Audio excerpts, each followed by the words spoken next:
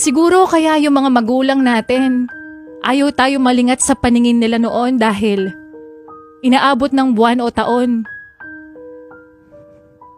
bago kanila makasama ngayon. Siguro kaya palagi tayong inaalalayan sa paglalakad ng mga magulang natin. Kasi kapag tumanda, walang ibang tutulong sa atin kundi sarili lang natin.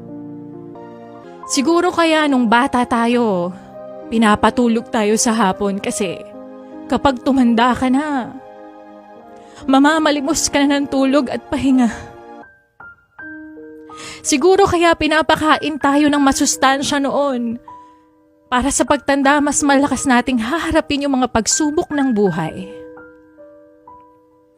Siguro kaya kailangan sabay-sabay kumakain noon